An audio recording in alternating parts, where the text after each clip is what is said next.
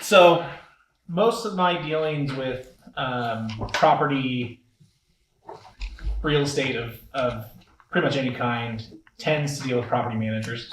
So we have a couple companies here in town that do property management, finding tenants, keeping them happy, and they tend to use me for quite a bit. You know, a tenant has an ant issue, they call me and they send me out. Most of the issues that would be a concern to a property management company are more on the bigger side, whereas the smaller stuff, that's more a concern for a tenant. Spiders, ants, stuff like that typically is more of a tenant type of concern, but a good property management company will help take care of that. So I kind of put a couple of pictures up here, but I wanted to take a look at the group and kind of figure out what the best information for you guys is. Because if you're not dealing with the same issues that property management companies dealing with, then I can tell you all day long about what that is, and it's going to go in one ear out the other, and you're not going to get anything from it. So you can enjoy the pictures as we go through a couple of them. So two of the main issues that like a property management team would come up with is more of a buying or selling a property that has tenants that are going to stay there, so apartment complexes, hotels, motels, anything like that. Bed bugs and cockroaches are the two big ones. So those are two that can cause some pretty major issues if you, for example, are going to be buying we'll say an apartment complex, and it has some cockroach issues in it. It's going to take a lot of work to get that under control. So if you're buying it to renovate it and then get new people in, you're not going to be able to get people to rent a place that has cockroaches crawling around when you show it. It's just not going to happen. So knowing those before you get into it can help save a bit of cost. My costs aren't going to be nearly as much as some of the bigger companies around. I do it for quite a bit less because I have a lot less overhead. But for example, most units, so individual units, 1 to 2 bedrooms max, usually fall under the maybe $375 to $450 for a cockroach type issue. If that's in an apartment complex that has 8 units or 4 units on a side, then each of those 4 units has a potential to have cockroach issues because they don't stay in one unit. They tend to move from unit to unit. So when you start factoring that in, it adds a bit into that. If you have 8 buildings that have issues, then that adds up pretty quick. Do they move between buildings very well? Not between buildings. So if the buildings are separate, they're going to stay separate. Same with bed bugs. Bed bugs won't cross from one building to another. German cockroaches, which are the ones that have the issues, they're not going to cross from one building to another, but they will get transplanted by the tenants. So if, for example, a tenant has a TV that they replaced and they got a bigger one, and the old TV is sitting out there with a free sign on it, the next apartment that brings that in is going to have bed bugs or cockroach eggs in that device. And so they're going to invite it right in. So it's not too hard to see how that could spread through an apartment complex fairly well, fairly quick. I've seen some pretty crazy things done as far as used furniture and what people will grab off of the sidewalk and bring into their units. It's pretty disgusting a lot of times. So don't overlook or don't underestimate how easily people can bring stuff in like that. But as far as bed bugs go, there are a few things to look for. So I'm just going to kind of go through those real quick, and then we'll kind of do a little bit more tailored to what you guys are looking for. Looking for and signs. These are a couple pictures that I've taken of bed bug mattress issues. You see the droppings on the mattress and the bugs kind of congregated there. That's pretty normal infestation in most cases. Every once in a while we'll find something with a bit less, but most of the time it's either that or more. But it does require furniture to see it most of the time. So if the units have been all cleaned out and they're just kind of trash waiting for a cleanup and remodel, you might miss it sometimes if you don't know exactly what to look for. There are some things like around the light fixtures and the electrical outlets. We'll see those signs, the droppings, but for the most part, you have to know what you're looking for. So it's good to have a pest guy to come take a look at it if you think there's any issues. So like with Ginger, I always tell her, if there's anything that you don't know what it is or you think it might be anything related to pests, take a picture and just text it to me, and I'll walk you through what it is or isn't, or if it's worth worrying about or not. And then we'll leave that one for the bed bug issues, because you guys probably don't deal with much I'm assuming bed bug issues, right? Show of hands. Anybody dealt with any of it? Yeah. Okay. Awesome. Okay. Well, it's not too bad. I deal with my property management company that uses me. I have a couple of them. They'll send me bed bug issues at least once every couple weeks, on average. So it's much more common in the property management sphere than it would be in the investment side of it, because you're just not managing that type of thing. And then the second one for that, again, the property management side would be cockroaches. Not really much else different than bed bugs. They inhabit a different place in the units and they travel in different ways, but they both will move from unit to unit. And they both take a decent amount of effort to get rid of. Bed bugs are a little bit more expensive. You have to spread out the treatment for 6 months instead of usually about 3 months for cockroaches.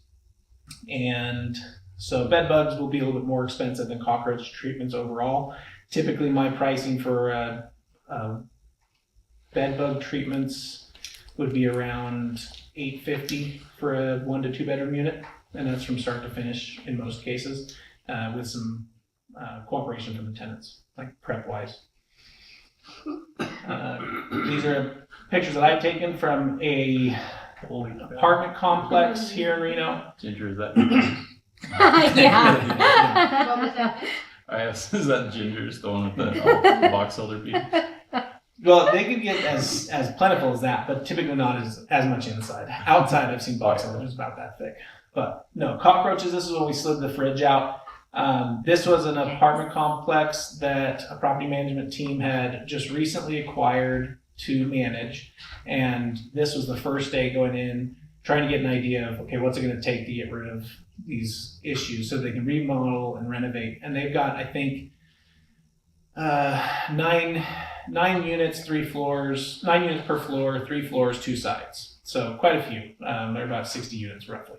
And on one side of the building, one whole floor was just cockroach issues and they couldn't do anything with it.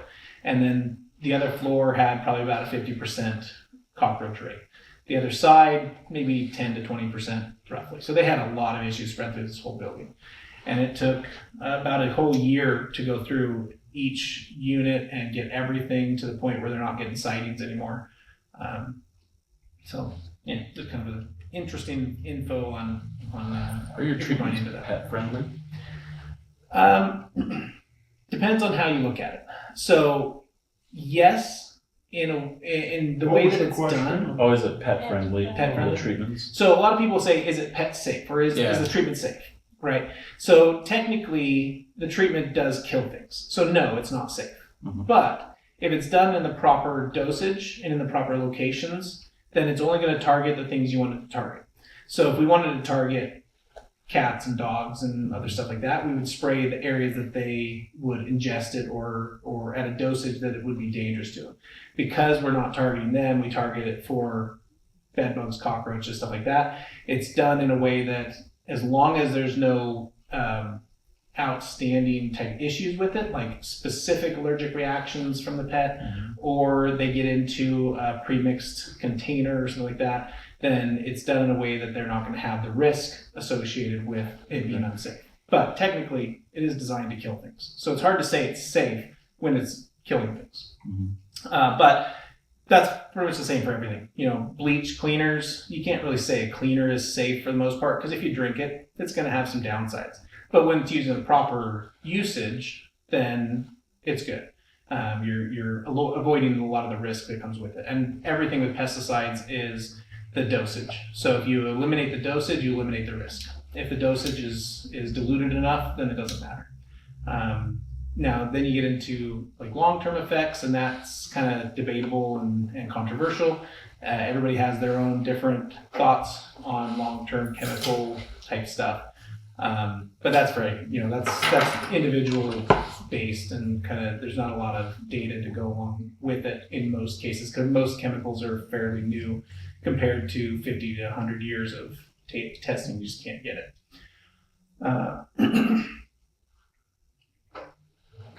So those are a couple of the main issues we deal with as far as like property management teams.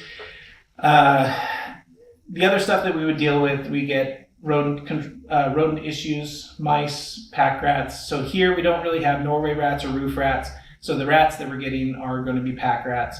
They are one of the dirtiest rodents. They are nasty, and they're also big. They also pack their nest with just random stuff. So you'll get all sorts of trash moved into it. Mice, they're pretty common. Everywhere around here has mice issues. They are a little bit more difficult to deal with because they can get in through a hole the size of a number 2 pencil. So if you can fit a pencil through a crawl space vent or a crawl space access door or underneath your garage door, then they can squeeze through. So you got to be a bit pickier on how you fix that. But bottom line for rodents, in any case, access is the issue, and you fix that and you fix the issue. So if you fix the access, then you just trap the rest that are in there, and then the issue is done for the most part. You can have a high population outside running around that's going to make new access points. So if you have thousands of them running around, eventually they're going to chew their way through and find new places to get in. So then you can get into bait stations and maintenance and stuff like that. That's a little bit less on your guys' side of it, but maybe on the personal side, give some information there. So show, I guess, hands, what pest issues have you guys dealt with or seen in your line of work? Mice. So buying a house, especially next selling to a house? open areas, Yeah. open land, so how do you control that? So, like I was saying, access is the issue. If they can't get access into the building, then there really is no mouse issue. Outside in the bushes, they don't cause any problems. You can let them be and it'll be just fine.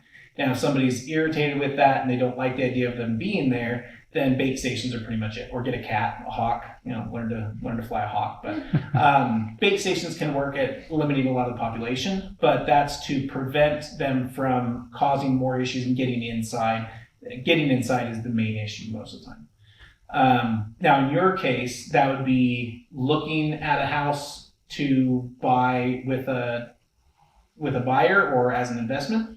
No, as an investment, having rentals that are next to open land.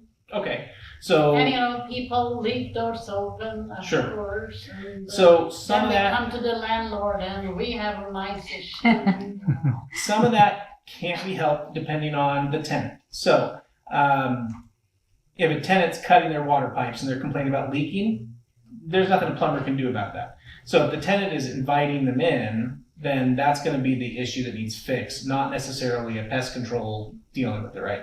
But aside from tenants causing the problem, which does happen, if there's access points, if the garage doesn't seal up well, if the screen door doesn't shut just right, if they don't have a screen door or a storm door that can be left closed while the door is open, stuff like that can be changed.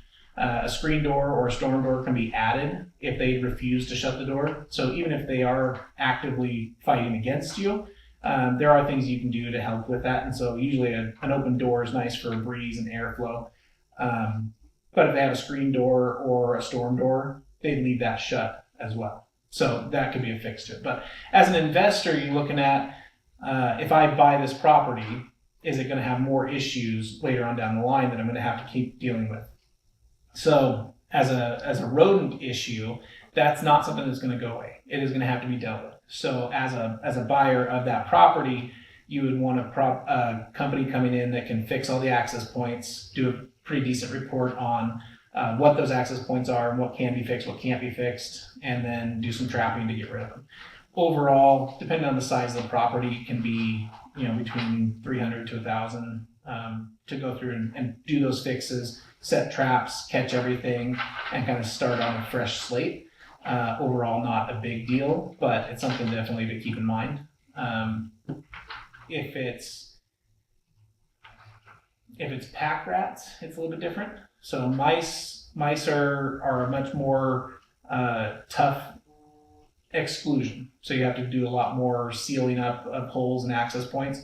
Pack rats are a little bit different. So pack rats need about a golf ball size, roughly 1/2 inch at the minimum to get through. And so those are a lot easier to fix. Sometimes it can be just one hole in the side of the building that they're getting in and getting up into the access or the attic, and they're causing all sorts of problems up there. In that case, you fill that access hole with foam or metal mesh or some some other way to fill it up, and then issues taken care of and done. So can be easy. On the other side of it, I've had a property management team that was refurbing a house that, had they sold it, would have had a lot of pack rat issues. We ended up pulling 5 pack rats out of the kitchen, and it was the garage that they were getting into, and then next to the electrical panel was an opening in the wall, maybe that a tenant had cut to run something like a pipe down into the crawl space to drain something, I don't know. But anyway, this hole in the wall in the garage had a smear of grease and dust and dirt from the pack rats moving in and out, about this big on one of the corners. And so they've been moving in and out of there for a long time. Overall, the issue or the solution to that was just fix the garage door so they can't get in, patch the wall, and then do as much cleanup as they felt was needed to get the home renovated. So rodent. Any other issues that you guys have come across? Remodels with cockroaches. Cockroaches and bats. Okay, so cockroaches, kind of went through the cockroaches a little bit already. Pretty much, if it's empty, it's a lot easier to deal with. If there's tenants in it and you're working on buying an investment property with tenants that have bed bugs or cockroaches, it takes a little bit longer because there's so much other stuff there to treat that you can't get a super fast hold on it. But if it's empty, you can go through and just, for the lack of a better term, nuke the whole place and just get rid of a lot of them at first. Bought a bunch of those bombs. So probably and then we not. stuck like diatomaceous earth like in the walls. Yeah. And like sprayed. So one of the things that I always try to educate on is don't DIY bed bugs and cockroaches. If it worked, and you got lucky with it, I'll say. But most of the over-the-counter type products are repellent based. So they're meant as a chemical that's going to drive something away. And so if you think about it, like going around the outside of a house, if you're spraying for spiders, you don't necessarily want to just kill the spiders that are there and then open it right back up for anything else to move back in. So most chemicals are imbued with a repellent product as well. So that way there's a barrier around. That's what it says lasts for like 2 months, whatever. That's a repellency. And so it's going to push those pests away so you're not seeing them on the house. It doesn't necessarily kill them. It just keeps them from even wanting to be in that area. Same thing with the foggers, especially. Those Ortho, Home Defense, Raid, any of those over-the-counter stuff, they're going to end up putting that repellency into that unit. And a lot of times that will force those pests to leave that area and go somewhere else. Somewhere else being the other units next door or around in the walls. They'll hide from it where they can. So over-the-counter type products are good for certain things, but for bed bugs and cockroaches, absolutely hands down, I don't recommend it. So just FYI for future stuff if it comes by that. Spiders, box elders, wasps, all that over-the-counter stuff is fine for, but bed bugs and cockroaches are the two that I would say don't take a chance with it. And then for bats, we don't deal with a lot of bat issues here. We do have some, more so in the exterior of the home versus getting inside the home. A couple of the ones that I've dealt with recently they were hanging out in the entryways above the front door, and they weren't nesting there, but they were hanging out there while they were eating, and then they would leave to go back to their nest. But while they were eating, they'd land in the entryway and leave urine and droppings all over the front. So a quick and easy fix for that was to put up some plastic mesh screen, like what you'd cover bird netting, basically, what you'd cover a fish pond with. And if you do it the right color, if it's up high enough, it's not noticeable. But what happens is they fly around eating whatever bugs they're going to eat, and then they try to land on it, but they get kind of tangled up in that netting, and it irritates them. So then they decide, okay, this isn't working, I'm going to go somewhere else. So then they end up flying somewhere else, and they eat food other places and stay where they're more comfortable because they're uncomfortable in that location. The bigger issue is if there's accesses into, like between a brick fireplace and the house, if there's a gap there, even if it's as little as a quarter inch, usually half inch or bigger is kind of what I normally see, but a quarter inch I can see them getting in there too. They'll hide back in there, and then the issue with it isn't that they're ruining anything. You could leave them there just fine, but there's always going to be droppings in urine coming down from that area. And it's gonna ruin sightings. It's gonna make the whole ground underneath disgusting. Most people aren't gonna be happy with it. And then the other issue with them is they are protected because they're migratory. Yeah. So you can't harm them. And so there's only certain ways you can deal with them once they're there. Typically, I use that same bird netting type idea and hang that up so that they can get out of their access point, but not back into it. So you put the bird netting up, let them get out, give it a month or two, they're out and gone, and you come back and you do some sealing up on the access points that they had. We did have one down in Dayton that had called for an older house, and there were gaps. They had shingle siding, and they were getting through the shingle siding, and it had no Insulation? No, it was at the top of the side where the eaves are, and so there was gaps there where it was getting behind it and up into the eaves, and then from the eaves into the attic space. Yeah. And so really weird construction, old place that probably now newer construction wouldn't have that same issue, but they were able to get in through all that. So the same process had to happen. So we had to net it all up so they couldn't get back in once they got out. That process took about 3 to 4 months just to make sure that everything was good. Basically, you put it up and then just forget about it. And by the time you come back to it, everything's empty and they're gone. Sealing that up was a big pain in the butt because it was all that cedar shingle type siding that you had to get in and around. So you had to use caulking.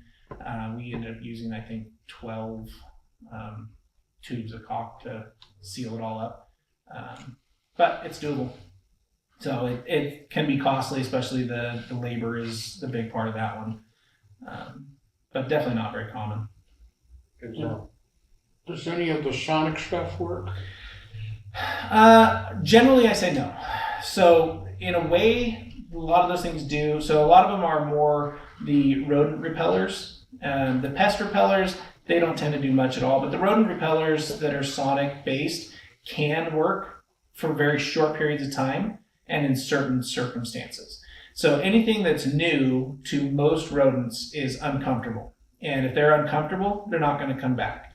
But after something's been repeated and they've seen it and heard it or smelt it, whatever it ends up being, it no longer becomes new and it becomes part of the environment.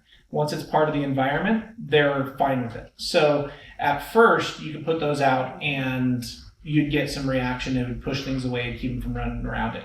But after a week, they're going to be used to it. Every day coming by, they're going to hear that same frequency. And it's not a great frequency for them, but it's not something that's going to scare them away. It's the newness of it that scares them.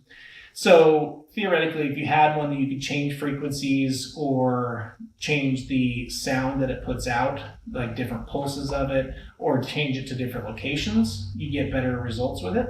So taking one of those and every week moving it to a new location where it's a new threat that they have to process would be a way to do it. But then you're kind of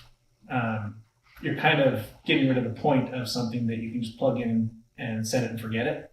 Because then it's pretty active that you have to do a lot of work with it.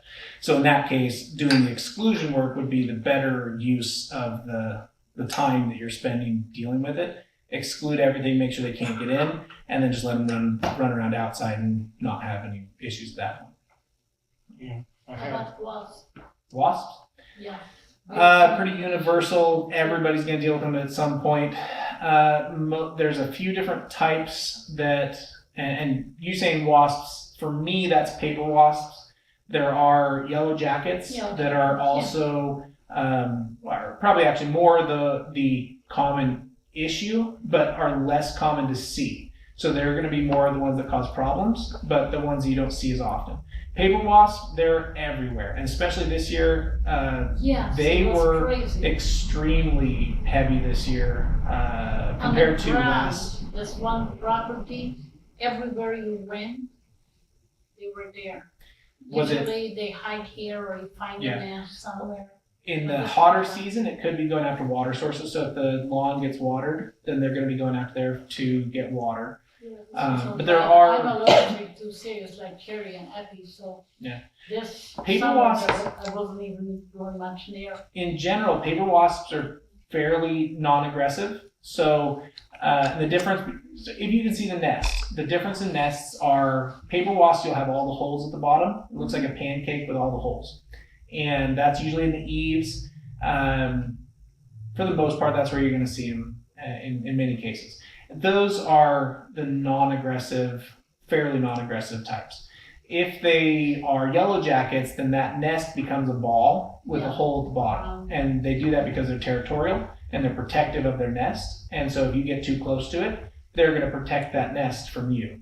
And so they're aggressive, yellow jackets. Yellow jackets also will nest underground. So if you have a brick wall or old bush that you cut off and the root system rotted away, they'll go in and they'll burrow that out and they'll make a nest in the ground. And most of the issues we get with yellow jackets are in the ground. Fairly easy to deal You with. suffocate them out if you cover it with like a plastic. They'll dig out somewhere else. Okay. They're usually fairly close to the surface, and so they'll just dig another access point out. In that case, the easiest way to deal with them is to spray them, chemicals that work to kill them off. For the most part, I come by, spray for about 5 minutes, make sure I get enough chemical in it, and then leave, and then within 24 hours, the whole nest is dead. You can do some with DIY, like over-the-counter stuff, but it's not as effective. So the stuff that I use is a transferable. They carry it back into the nest. Most of the stuff over-the-counter isn't transferable, so it has to hit them directly with it, and you can't get it down all that way. We had to do major tree work on that property, and it's an acre, and oh boy, the sprays we use. Yeah, it's fun stuff. I don't buy them by the trees. But a lot of the stuff can be dealt with as a DIY. You can spray your own wasp nest. I often give recommendations to homeowners that if they see a little wasp nest like the size of a golf ball, to just spray it with some Ortho Home Defense and then wait for it to die, sweep it down the next day, and call it good. Like, it doesn't take much. I feel bad about charging to come out and deal with something like that, so most of the time I'll try to convince them to do it if they're comfortable with it. And if they're not, then I'm more than happy to help once they've expressed that they're not in their comfort zone doing that. And I've noticed that they tend to get into like crevices too, like vehicles that are not being used everywhere. Even vehicles that are being used. So I had one customer this year who had a little Chevy short car, and he ended up getting stung multiple times, him and his wife both, and they couldn't figure out what it was. So I came out and looked when they were away on vacation. The car was there, but I couldn't find anything. They were all over in the grass and the lawn next to it. So we had assumed at first that they were just irritating the ones in the lawn and ended up getting stung from it. But it wasn't, I couldn't give them a definite answer of it.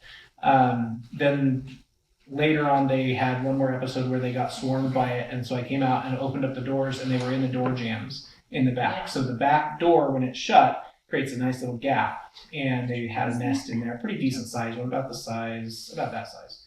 And so every time they'd shut the door, they would irritate it, but they would lock them in that zone, and they'd go drive around, do their thing, and then they'd get home and they'd open it up to all these wasps that were just pissed as hell.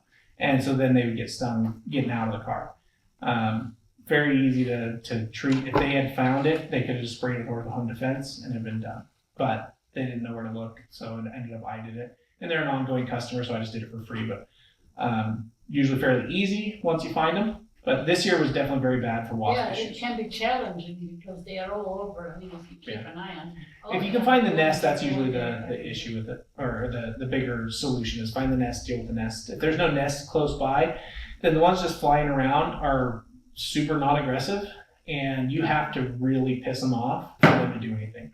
So you don't need to worry about those much? Not really, especially if they're harvesting something. So if they're on the ground on a lawn area, they're looking for water, and they're just going to get their water and leave. They don't want anything to do with you, and they're just going to try to avoid you as much as they can. Vice versa, if you're near their nest, then they can get a little bit more territorial and protective because they have something there to protect. When they're out just harvesting, they have one thing on their mind, and that's just surviving and getting food and water to bring back to the nest. Same with yellow jackets. They're not super aggressive, so if you're out barbecuing and you have yellow jackets flying around because they tend to eat more on the meat, you can just kind of shoo them off, and they're just going to do their thing. and try to get some meat and go back to the nest. But if you get close to the nest, then if you're standing in the wrong spot, they're going to come tab you just because you're in the wrong spot. So it depends on how close you are to the nest. And if you start smacking at them, being aggressive towards them, they're going to respond in an aggressive manner. So that's usually better to just kind of walk away versus freaking out and flailing. They see that as an aggressive act. So a lot of people that get scared of them get stung because they freak out and flail around, and they get stung because of that. Not because they're aggressive, but because they acted aggressive to start. A little bit of education on not freaking out when they're around helps avoid getting stung. But this year we had, so typically in a normal season, spring, we have ants like crazy. As soon as the weather warms up, the little tiny black ants get in the kitchens. Normally, end of April, beginning of May, we get overrun with ant calls, and that's what the entire spring consists of, is just dealing with ant after ant after ant. This year, when spring first started, we had more wasp calls than we had ant calls. So this year was extremely different and unique compared to the last 12 years that I've been doing here. Was it because of the previous season being so wet? Not sure. It could have a lot of different factors into it, and I don't know all the different factors that would play into it. Weather is usually the biggest factor. So either it was warm at a certain point that allowed them to start growing just perfect, or the previous season they didn't die off. It wasn't cold enough for long enough over the winter, and so they overwintered and hibernated better. It could be the wetter weather allowed them to have a lot more food sources to reproduce with. A lot of different factors that could factor into it. I don't know if it's any one in particular, but mostly weather related though. Any just general questions, pest stuff, business related or not? Do weeds count as a pest? Not for me. They do. Most companies will delve into weed control as well. I like to kind of stay in my zone and just deal with the stuff that I'm decent at. Not spread myself too thin. So I tend to stay away from the weed stuff. Leave that to a landscaping that deals with that more consistently. Cool. All right. I got one more question for you. Yeah. About a 24-unit apartment complex that we've had for about 10 years, and we cannot get rid of the cockroaches entirely. It's just an ongoing maintenance thing. Is that something that should be the expectation for an owner, or? On an honest side, I would say it all comes down to how much money you want to spend on it. Uh-huh. If you're to the point where it has to be dealt with and it has to be done, there are ways to do it. It may not be the most fun process to go through, but it can be done. It may not be cheap, but it can be done. So it's more of a cost analysis of, if we spend this much to get it done, is it worth it?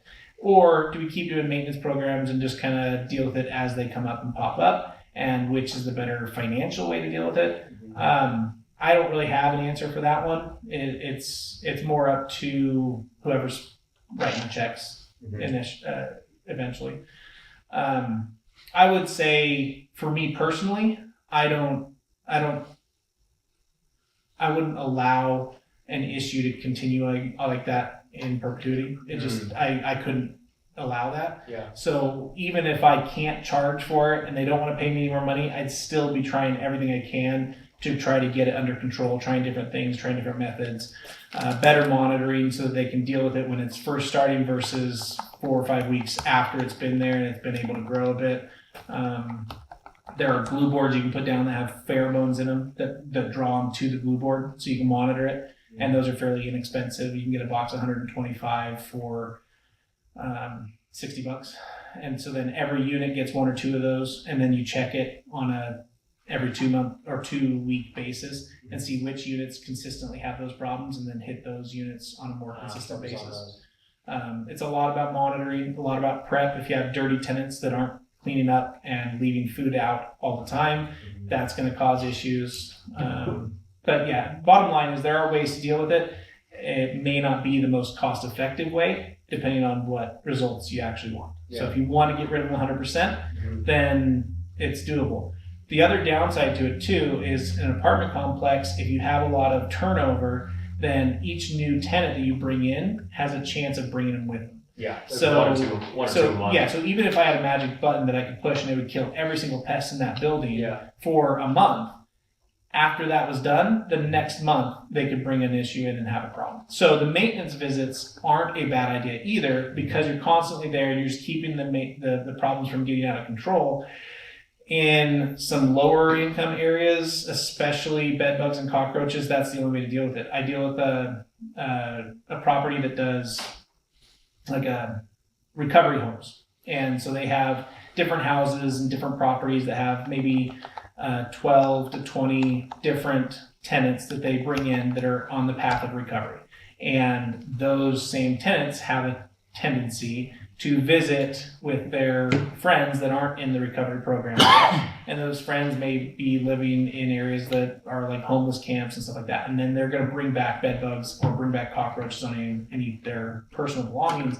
So it's a never ending cycle of dealing with them in those cases. So in some cases, it's not practical to expect 100%. If it's a location that doesn't have more, that most tenants are there for at least 6 months, like in most apartment complexes, then it's a little bit more practical to expect it to be done.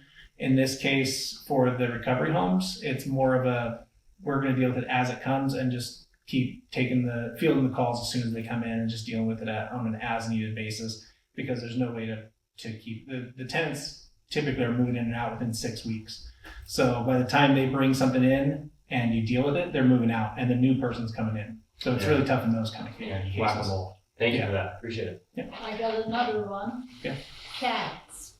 Under manufactured homes, Mhm. typically, especially in the winter season, Getting underneath them. getting underneath them and into the ducts. Mm-hmm. Some of them like totally rip the ducts Oh, yeah. and destroy them. So I typically don't deal with cats. I won't trap them or kill them, but exclusion is the best way. So if there's access for them to get underneath, then that's the issue. If they would like dig and get in because they feel the heat. yeah, there are ways. It may take some. So I wonder if there's anything to put under the homes that deters them. I've heard like they hate the smell of orange. Not citrus. really. Nothing that's going to last long enough and be effective enough that it's going to stop the issue. A lot of it's going to be just fluff stuff that you try that doesn't work, and we're like, well, that was stupid and didn't work. Exclusion is the only way for those types of bigger animals to get rid of them. Either that or trapping them and get rid of them, like raccoons, possums, skunks. You trap them, you euthanize them, you get rid of them. Cats, there could be a pet, so I try to avoid that. But if you can get them out and then seal up the access points, that's the solution in 99% of cases. How you do that may require thinking outside the box. So digging a trench and burying some wire down and out from the skirting, replacing the skirting, different types of skirting. There's all sorts of different methods to it, but eventually the bottom line is going to be you put something in place that they couldn't get past, and that fixed the issue. And typically I would say start with going that route, because everything else you try is just going to be a pain in the butt, and it'll just take longer to figure out the end result. But there are ways to seal it up, and you get a good skirting on there, and you get a good foundation of decent rock that they can't dig through. So certain types of rock are better. Driveway rock that's sharp and jagged is easy to dig through because it holds its shape, but round river rock about 3/4 inch doesn't hold its shape. So if you dig a hole in it, it's all going to cave in on itself. Okay. DG will cave in on itself a lot, but not always. DG, when it mixes with dirt and sand, turns into a pretty hard substance that you can dig underneath, and mice and squirrels and all that will dig through that. Or 3/4 inch round river rock tends to fix a lot of those. So, yeah. What about like mice in cars, like chewing wires? Oh, That's a tougher one. So you can't do a lot in a car because it's a mobile piece. Yeah. You can't put seal off bait the in bottom it. or- You can't seal it off. Yeah. You're going to take it to places that you shouldn't, or that there are, rodent access issues. You park it next to a field or next to a park, and it's warm, especially in the winter. they're going to jump up into the engine bay and the frame just to stay warm. And then a lot of people then will even just park them in their garage and bring them in with them. I deal with the same thing. I have 2 Jeeps parked in my driveway, and my work truck, and my wife's car, and we have a camp trailer that we tow behind the Jeep, and I've pulled mice out of my work truck and both of the Jeeps this year multiple times.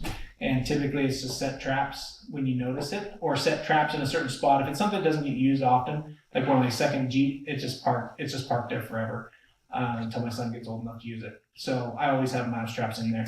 And as soon as they get in there and they find the mouse traps, and so they can't chew on anything at that point.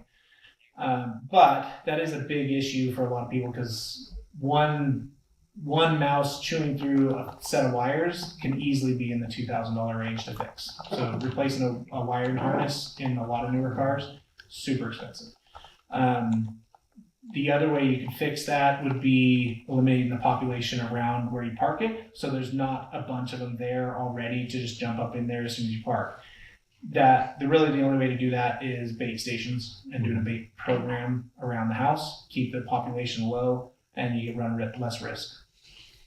How do you properly place the trap? Parallel to the wall or Perpendicular. perpendicular? With the trigger up against the running surface. So if you think of a mouse likes to run with a side up against the surface so it knows where to go. They don't think about where they run. They run based on they have a map pre-drawn in their head, and they run on muscle memory. So they don't think about it. When you scare them, they are running based on muscle memory. They're not even thinking about what they're doing. So if you put a trap perpendicular to the wall, it's going to run across the trigger, not with the trigger away from the wall, but the trigger toward the wall. Yeah. They're going to run across the trigger, and they can get caught that way. If you put it parallel to the wall, it's a bigger obstacle that they can just easily go around, so they'll avoid it most of the time when they're running. When they're just out at night looking for food, they're going to hit it either way. It could be in the middle of the floor. If it has peanut butter on it, they'll find it as long as they don't have a ton of other food sources. So either way, it'll work, but best option is to put the trigger towards the wall perpendicular. I had some dispute with people over that. Either way, it'll still work. So as long as the trap is down, that's the biggest part. Just get the trap down to begin with, and then the rest of it's all just kind of semantics. But yeah, I do have a couple business cards, so if anybody wants to grab some, just hit me up before you leave. Thank you. Okay. Yeah, I'll sleep well tonight.